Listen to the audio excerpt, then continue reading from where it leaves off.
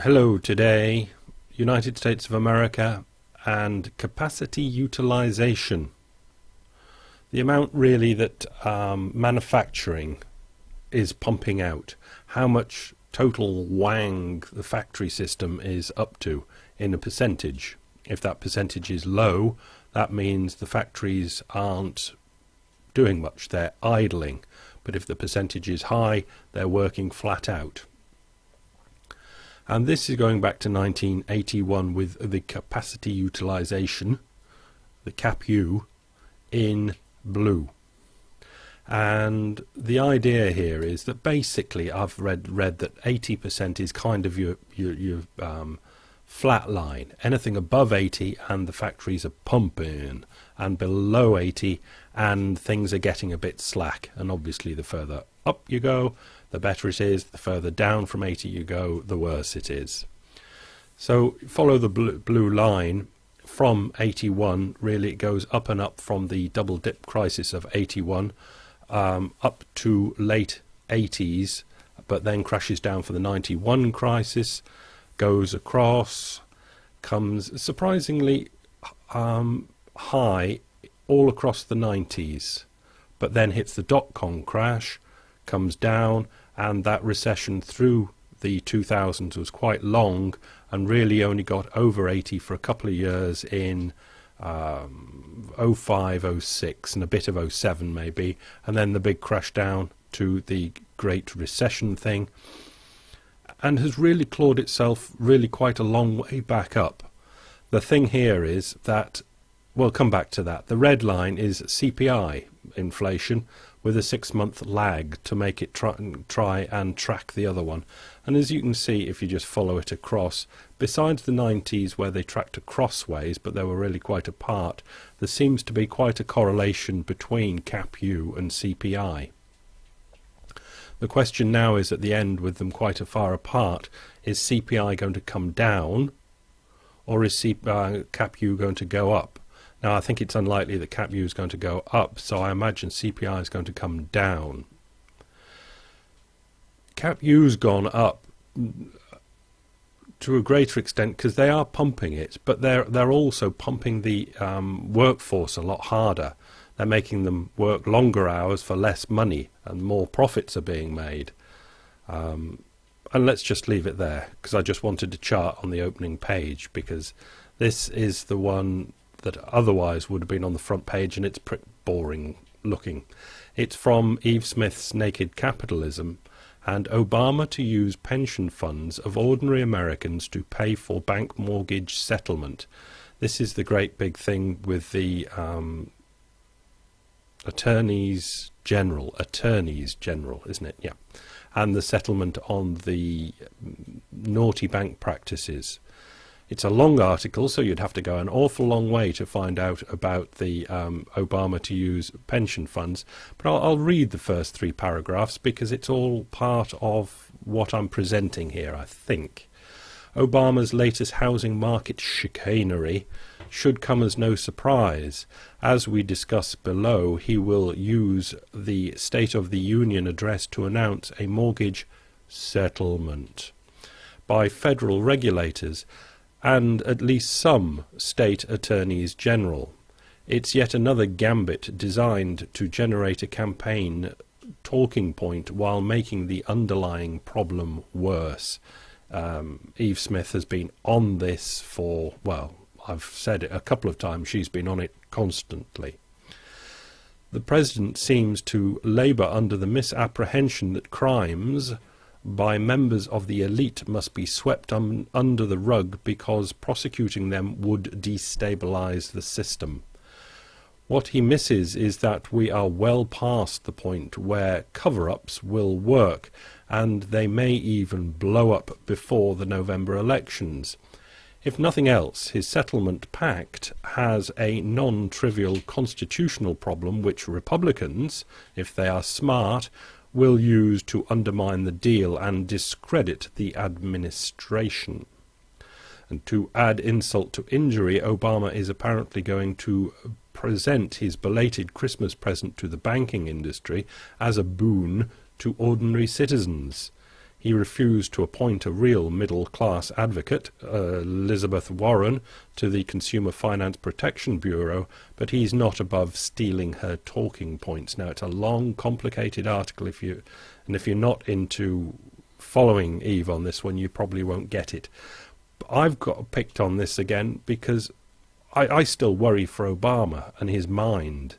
I just don't know what happens in the mind of politicians. The Keystone pipeline thing was all set up by the inner workings of the administration to go through, but at the last minute he kind of goes all popular and blocks it.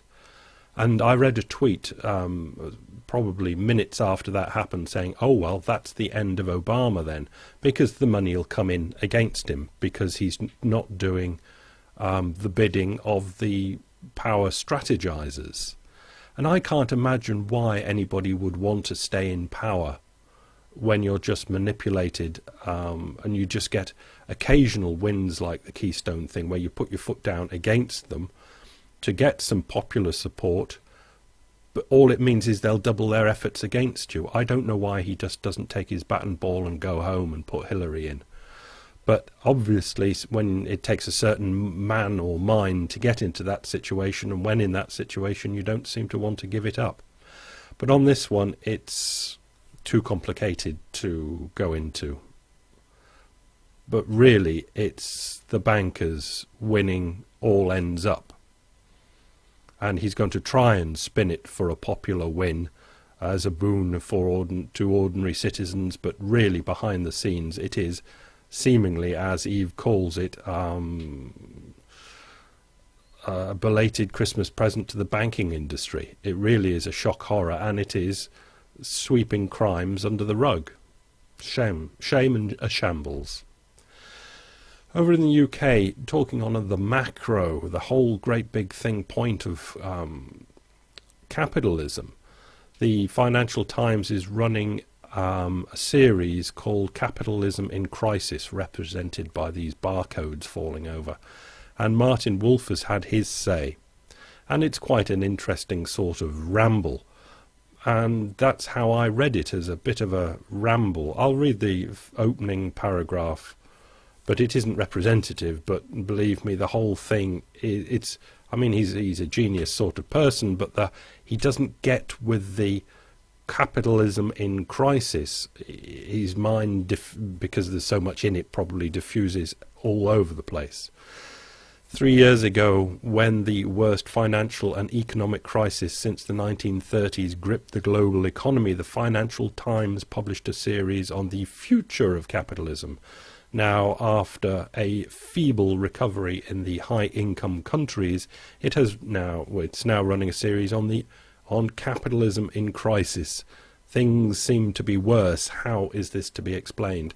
It's worth reading Wolf's article here, but it doesn't really get down to the grunties of it. But slightly later than the first one I quoted on Eve Smith's Naked Capitalism blog, Philip Pilkington writes, does capitalism have a future? ? Why the Financial Times asks all the wrong questions to avoid the real issues. The Financial Times recently ran a series on the future of capitalism, still running it, it's still going. The FT is usually an excellent publication, but the series came up seriously lacking, and I think that is fair to say so far. The lack arises because of the question posed during the Great Depression. Indeed, even after World War I, there was a serious alternative to capitalism. During the Depression years, the Soviet economy, under Stalin's iron fist, was moving briskly, if brutally, towards development and increased growth. Now, at this stage, I stopped reading this and I thought, do I want to read an article by somebody who can say Stalin's iron fist, talking about the economy moving briskly, if brutally, and then not developing that, if brutally, with a few more sentences of explanation of the extent of the brutality? So I'll put it aside and went to it later, and I was glad I did, because it was quite revelatory for me. I'll read and see see if I can find the revelations in the. It's again a reasonably long article, and I've picked out some paragraphs. What lessons should be taken from this? And that will have been earlier in the article. It doesn't really matter. Quite simple ones. Democratic capitalism is a deeply dysfunctional, perhaps even suicidal system. In the good times, capitalists and financiers gain ever more power to influence politicians, and after a brief retreat when the crisis occurs, they continue to hold this influence when the deflationary pressures set in. Meanwhile, the policymakers convince themselves that the government budget is the same as a household budget, and in this are supported by numerous economists. This leads to a sort of perfect storm situation where the budget deficit becomes the main issue of the day and all else is ignored, including the declining economy. And we've got to say that's a perfect description of what we have today. So more paragraphs, and then I pick these out. First and foremost, the business class, like any class, are concerned not with profits, and this is where I kind of pick up and go, this is a new angle, concerned not with profits, let's listen to this, but with power, and I go, aha, the old power thing again. The former are merely a means to the latter. Profits are a means to acquisition of power. They sense that their power comes from their ability to invest, as investment drives a capitalist economy. That's one of their powers over politicians. The less they invest and the more the states invest, the less social power they will have. Clearly, this is a perfectly logical and consistent idea. Indeed, it is almost self-evident in truth, and we'll develop that in the next few paragraphs that I've picked out. Without a major war, and we're not talking about some piddly little adventure in Iran, there is no real motivating mechanism to alleviate the business class's fear in this regard. They would much prefer to sit around idly doing nothing than give up some of their power. And the fetish of the balanced budget serves them well to smooth the doubts of the politicians who think that something should be done despite action potentially offending his dinner partners, and so we end up in our present quagmire. And I think that's well written too. The politicians are having dinner parties with their powerful friends, and they don't want to, nobody really wants to upset anybody. They would much prefer to sit around idly doing nothing than give up some of their power, and the fetish of the balanced budget serves them well to soothe the doubts of the politicians who think that something should be done despite such action potentially offending his dining partners. In other words, the politicians can see what's happening now, and they want to do something because they want to get elected, and they probably at one time thought that they wanted to serve the people. But they have this wonderful get-out-of-jail-free card. Oh, but I'm sorry we can't because we have to balance the budget. Moving on. So much nonsense. Actually, that wasn't about that, but it fits in nicely. So much nonsense, but what lies behind it is anything but.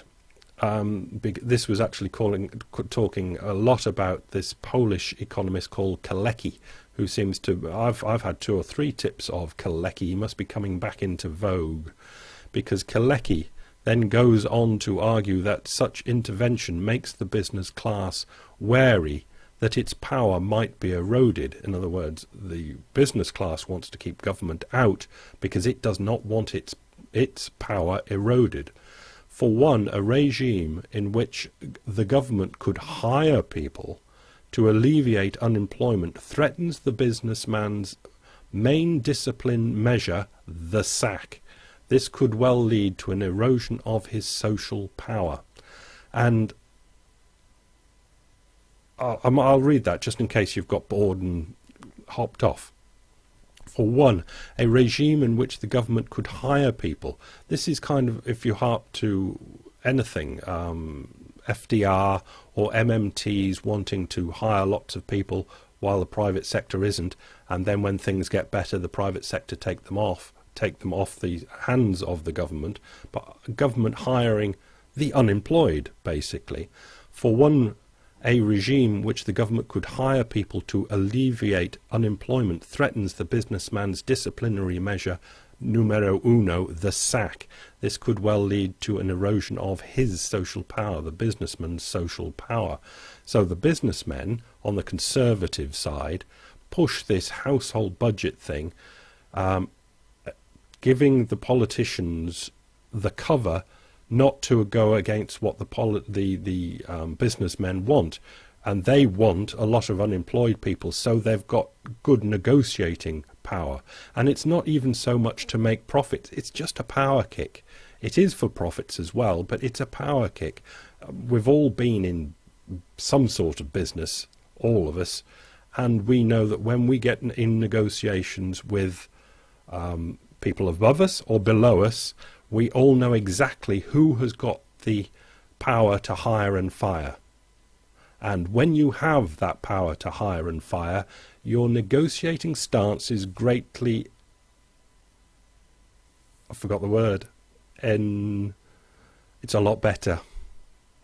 And so much of this politics could be just based on those everyday relationships between people in the working environment, that some have the ability to fire and want desperately to keep it.